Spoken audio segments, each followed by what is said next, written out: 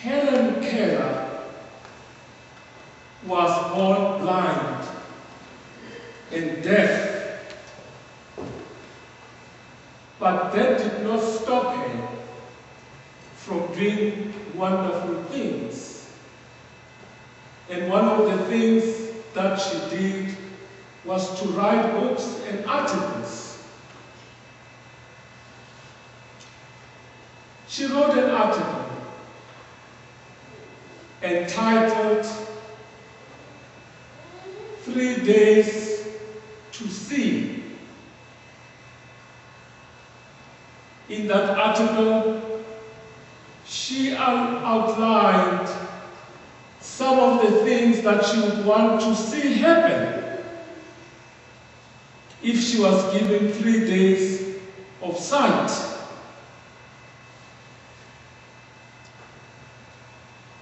It was powerful, thought-provoking. On the first day, she said she wanted to see friends.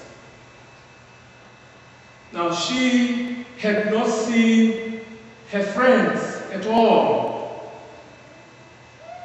but she had friends. She didn't see those friends. So if she was given an opportunity to get her sight back, the first day,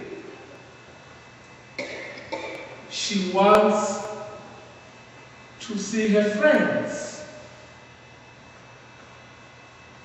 Then she writes and says, the second day, I want to see nature. I want to see the grass and the trees.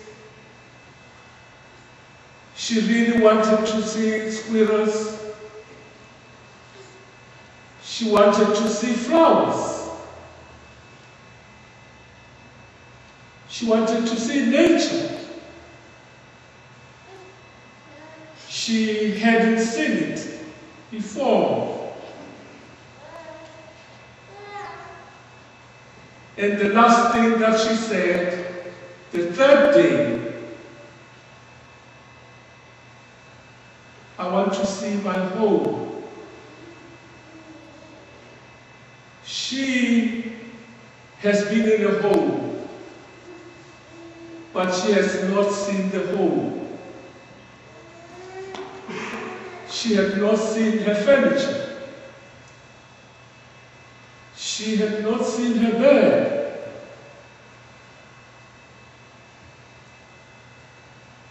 She had not seen the appliances. So on that third day, she said, if only I can see my home. Then she says something really interesting that I want to share with you this morning. And she ends this article with these words, I, who am blind, can give one hint to those who see.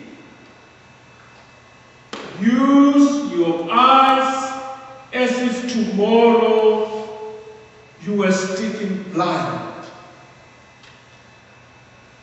This is an advice she gives us. She says to us this morning, look, we who have eyes, let's use our eyes as if tomorrow we're stricken with blindness. Now, I read this sentence over and over again to understand what she really meant. And I want to apologize and say I couldn't get the right answer for that. But I'm suspecting she's saying to us, or to me, Abiel, open your eyes and see. Because sometimes we have eyes and we don't see. Sometimes things pass us over.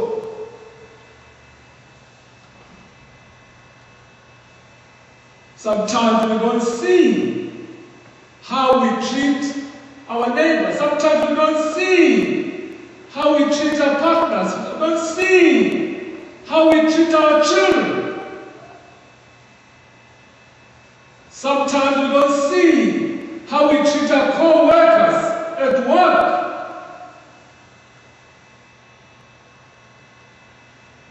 And Helen is saying to us, you who have eyes, use your eyes as if tomorrow you'll be stricken with blindness. So open your eyes, do the best you can.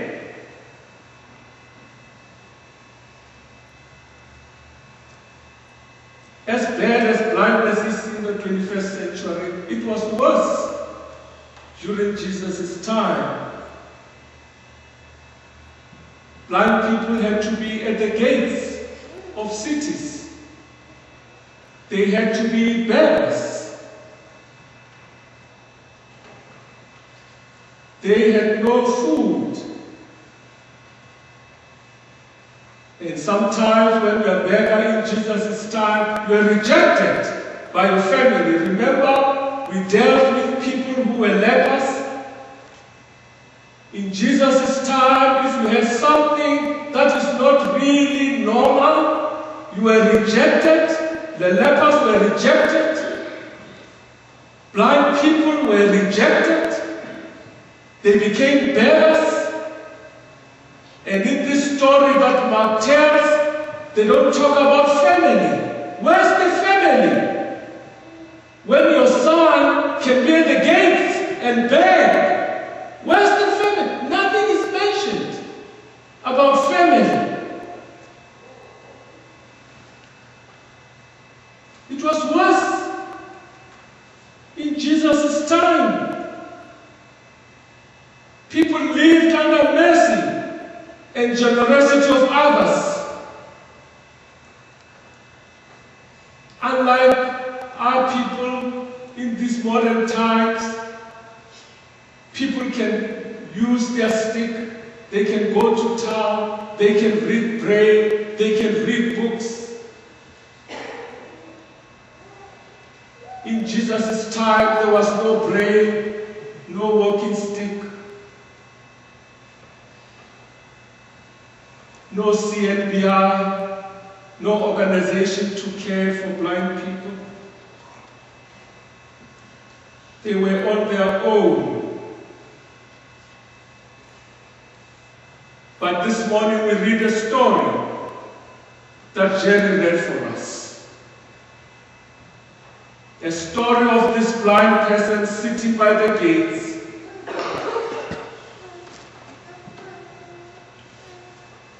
blind and begging.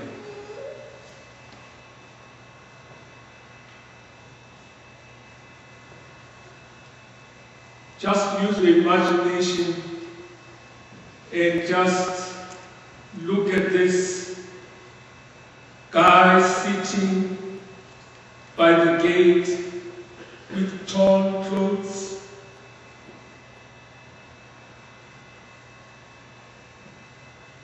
begging. And something happens when he's begging. There's some commotion in the neighborhood. Jesus is passing by. And this person, with no hesitation, shouts on top of her voice, "Jesus, Son of David, help me."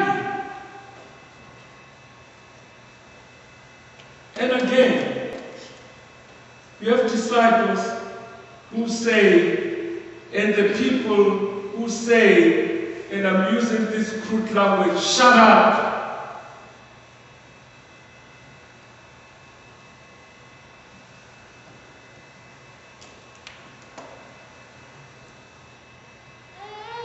when people need help from us.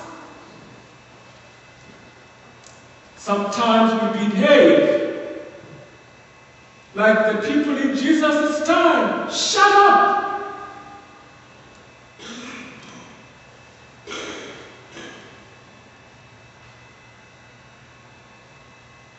When we experience depression in our homes, rather than listen,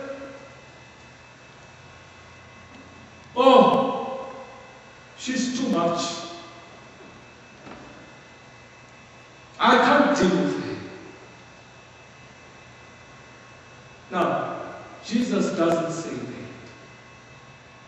Jesus just asks a simple question. What can I do for you?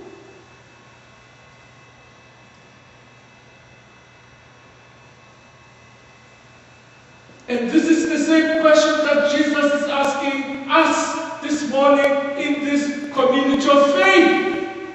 What can I do for you? What are you struggling with? What are your issues?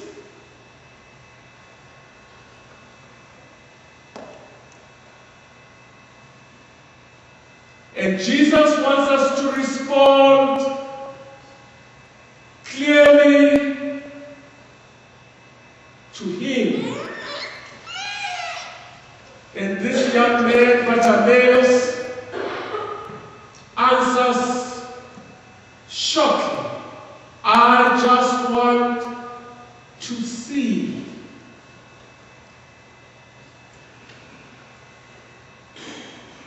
Bartimaeus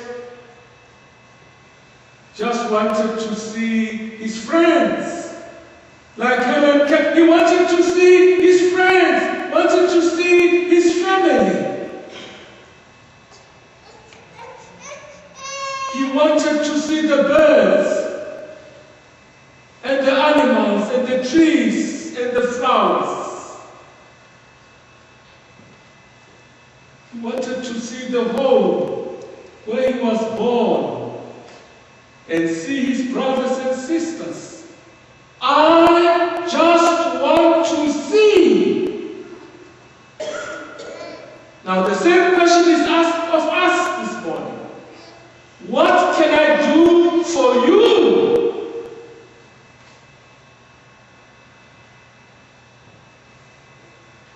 Now this is the answer that you need to give yourself. Maybe you need some time to think about some of the things that you're dealing with.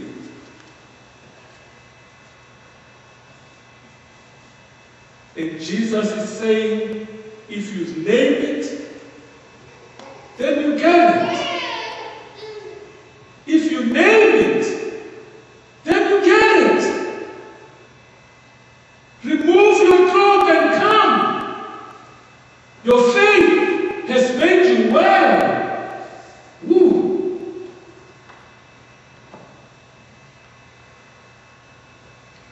This is great stuff. Name it, then you get it. As you are sitting now, just think of the things you're struggling with, some of the issues you're dealing with. And Jesus is asking, what can I do for you? What you really need to say, say it. And believe it.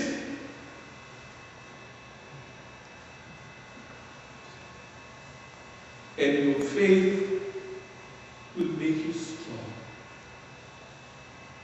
Now, let me talk about these disciples of Jesus. You know, they surprised me. But I'm not really surprised. They walked with him. They saw all the miracles. They saw how he did his work. They saw his strength, his power. But they were always blind. They couldn't see.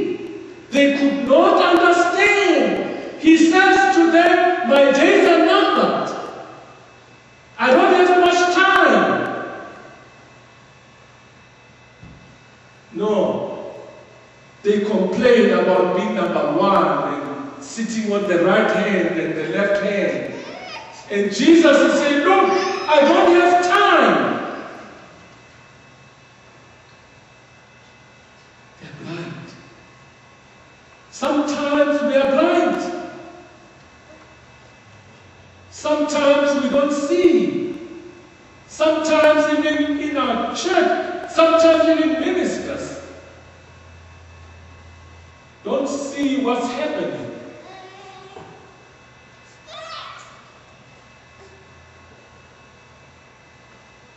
I've learned to open my eyes wide open. I've learned, as a minister, I've learned to open my eyes and listen and hear what people are saying.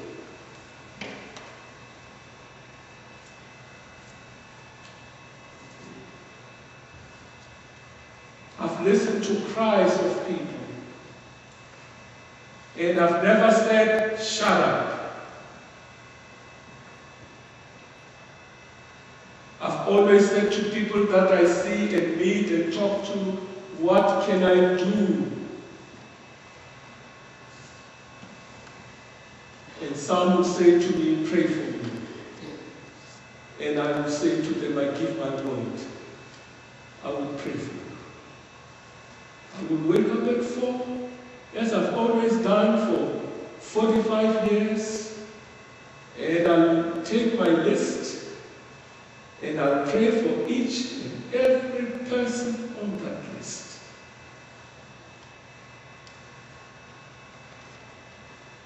Now I know some people think, well, he might be fanatic in prayer. You know, prayer don't work, right?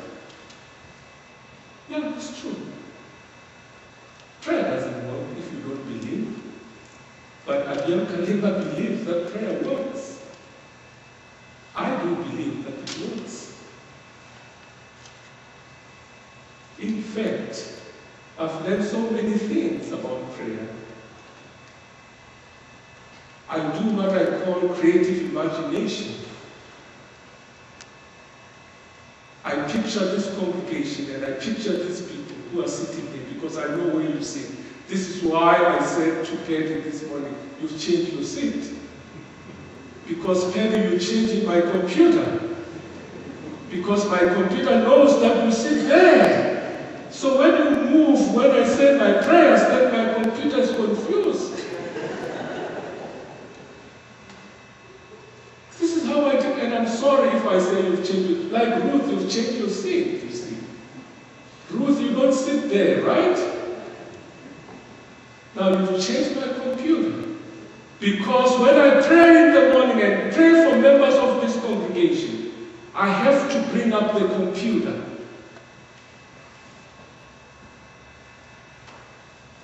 And the computer tells me where you sit, and I pray for you.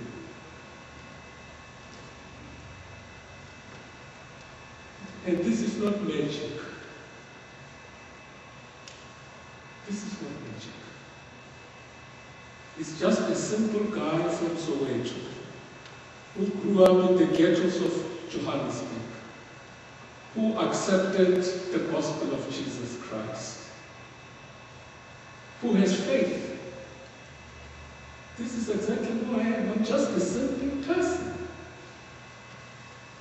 I'm not Joel Olstein. No. I don't drive a Mercedes-Benz, a Bentley. I'm just a simple person. And Jesus Christ wants simple people. This is why he comes and says, what can I do for you? And the person says, I want to see.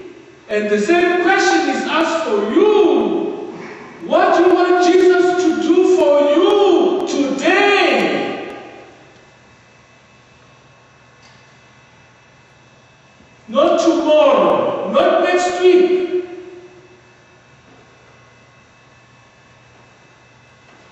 But today. So, The disciples surprised. Jesus is risen from the grave. They know he's risen from the grave. They are moving from Emmaus, and from Jerusalem they are going to Emmaus. And on the road they meet this guy who tells them everything. If you meet a guy who tells you everything, you have to stop him and say, hey, mister, who are you? Where do you get this information? They didn't. They were blind. Until Jesus says, let us break bread together. And when he broke the bread, the disciples said, how come our eyes didn't see? No, Strathroy United Church, I don't want us to regret and say, how come I didn't figure this out? The question is simple. What can I do for you? Be simple and tell Jesus what you need.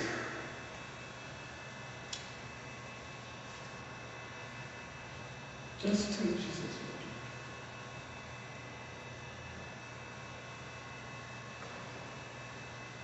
you need. Just tell him. And let the Holy Spirit do his work. So, my friends, let me not bother you much. Just answer the question for yourself. What do you want me to do for you? Now, Abiel has answered that question for myself. I have.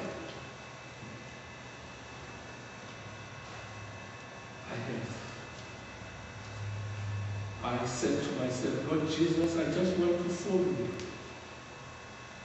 I just want to be a humble person. This is one of the things that I've asked. I just want to be a humble person.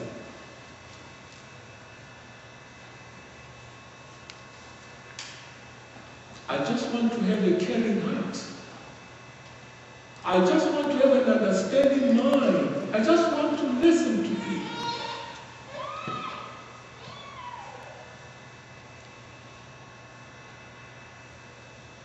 Lord Jesus Christ, I just want to go to the hospital no matter what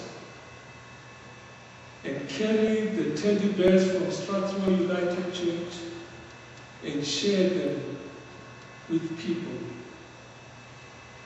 from all over southwestern Ontario. And God has blessed me. So God will bless you. Let us now sing that